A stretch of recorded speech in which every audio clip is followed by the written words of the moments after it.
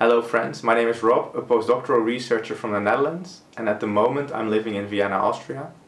Today I want to discuss with you how Google searches have changed since the outbreak of the coronavirus. The coronavirus that causes COVID-19 is having an impact on our society that we've not seen for over 100 years. And every day we're faced with the terrible statistics about new people being infected all over the world. But of course the coronavirus is having an impact on our society in many ways. And as a data scientist who loves to play with data, I'm also interested in seeing how people's behavior has changed over time due to these social distancing and quarantine measures being implemented all over the world. And of course, for me, a good representation of my behavior is my Google search history. That's why I hypothesized that looking at our combined Google search history is a good representation of our societal behavior. So as a small exercise, I analyzed the Google search behavior of several countries over the last few weeks.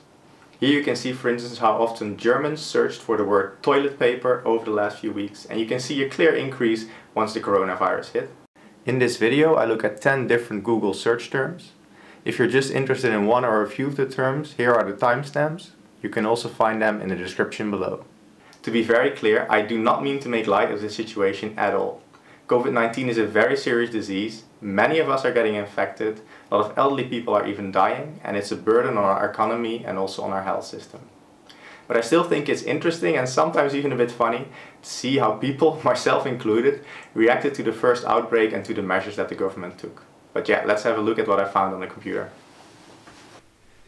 To analyze search behavior, I used Google Trends, which is a publicly available service from Google. You can just go to trends.google.com and you can enter a certain search term and you will find information about how often that was searched for in different parts of the country.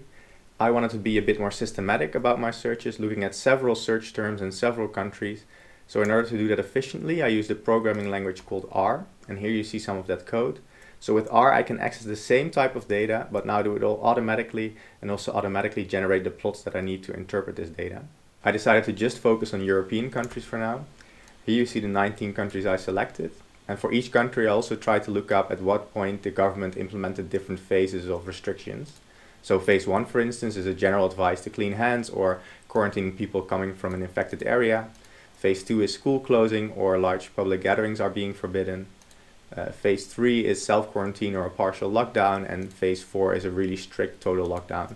Now these definitions are by no means perfect, but they at least give some indication of when different measures were implemented. Now finally I needed to decide on the search terms, and of course each country has a different language, so these also needed to be translated. So I decided on these search terms here, and then I translated them with Google Translate into the different languages. Now let's look at the results. I selected the top 10 interesting search terms here.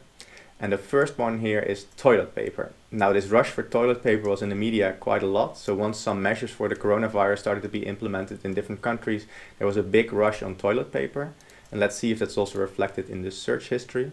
So let's look at Austria first, where I'm living now. On the x-axis here you see the different dates, and on the y-axis the relative interest, so how much it was searched for on Google. And if you look at this example here, you see that in January and February there was just medium interest in toilet paper, but the moment schools were closing, which is indicated by this blue vertical line here, and self-quarantine was imposed by this red-brown line, you see that there was a lot more interest in toilet paper. So this is exactly what we also saw in the media. And if you look at different countries, we see something similar. So in Belgium as well, the moment schools started closing and self-quarantine was imposed, there's a lot of searches for toilet paper, and this basically we see in each country in a very similar way. Italy, of course, measures were implemented much sooner, but it seems only after self-quarantine was imposed. That's the moment when people really started buying toilet paper. In the Netherlands we see a big spike, but not as big of a tail, and we see basically the same thing for different countries. Interestingly here for the United Kingdom, we see that there's a much broader spike. So for some reason people in the United Kingdom needed a lot more toilet paper or were searching for it a lot more, which is quite interesting to see. Now the second term which I found quite interesting was PornHub. So PornHub is one of the most famous porn websites in the world, maybe the most used one. And I imagine that if you force people to stay at home, something might change in their porn watching behavior, but let's see if that's indeed the case. So let's first look at the United Kingdom. And actually you see that there's not a big change there in porn watching. You do see this weekly peak in PornHub searches. That's probably in the weekend, but otherwise it's generally pretty stable. If you look at Sweden, we also see these weekly peaks, but otherwise it's pretty stable. If you look at the Netherlands, there might be a slight increase here towards the self-quarantine and schools closing. And also for Germany, maybe a slight increase.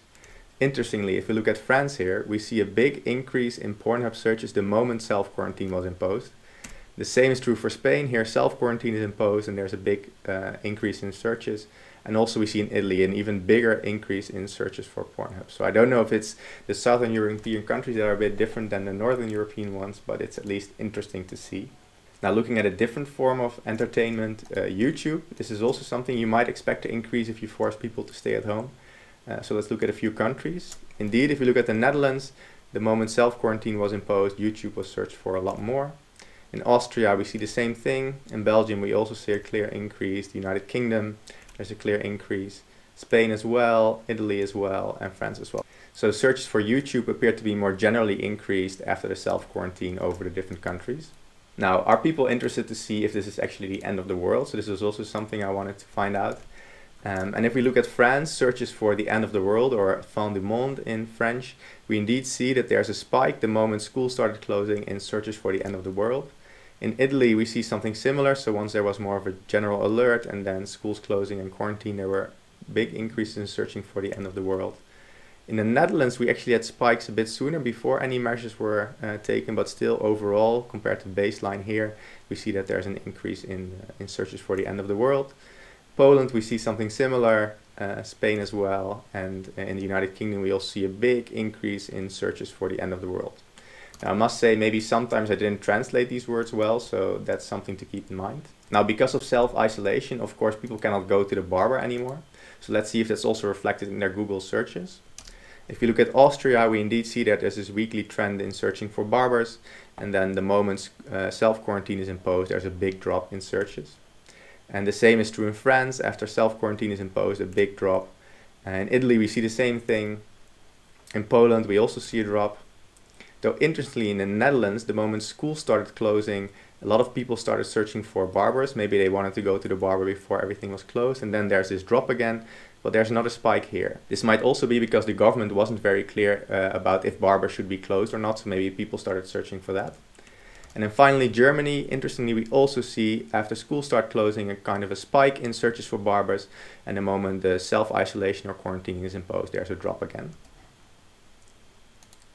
Now, of course, if you cannot go to the barber, you might have to cut your own hair. So let's see if searches for that changed. If you look at Belgium, indeed, we see after self-quarantine is imposed, there's an increase in people searching for how to cut your own hair. In Italy, we see the same thing. In the Netherlands, we see an even stronger reaction. So the moment barbers were really closed, people started searching for how to cut their own hair.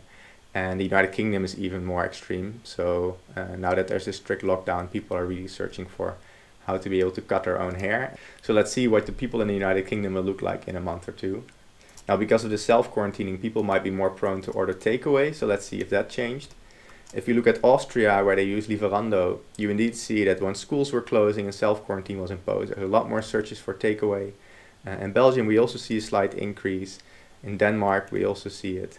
Though in Germany, interestingly, you see these weekly patterns of people ordering takeout, but there's no big increase the moment schools were closing or self-quarantine was imposed. In the Netherlands, we do see a strong increase for Thuisbezorgd, which is the Dutch big takeaway service. In Norway, we don't see a lot of changes. Also in Poland, not. In Spain, there was a big peak the moment self-quarantine was imposed, but there don't appear to be any large changes after that. In Sweden, we do see an increase, and in the United Kingdom, maybe not so much, but there's a strong weekly pattern again. So there's a big diversity here between the different countries. Though again, they might have different services that I didn't look at.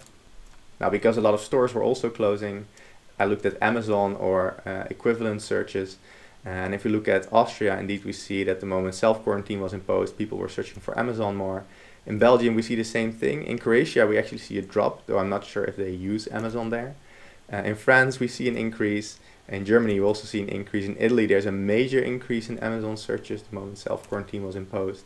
In the Netherlands, where bol.com is a bigger party, we see a big increase in that. In Spain, there's a big increase, and the United Kingdom again is one of the more extreme ones with a large increase in searches. Now, of course, in order to test if you have the flu, a thermometer is quite important. So I searched in Google shopping if there was an increase for shopping for thermometers. And if we look at it, we do see a slight increase here in France.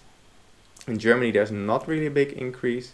In Italy, maybe a slight increase the moment the quarantine was imposed. In the Netherlands, we do see quite an increase in thermometer searches, and in Poland as well. And in the United Kingdom is one of the most extreme ones again, with a really big increase. Now, finally, I don't know about you, but me and my colleagues use Zoom now often to keep in touch. And let's see if that's the same across all the countries.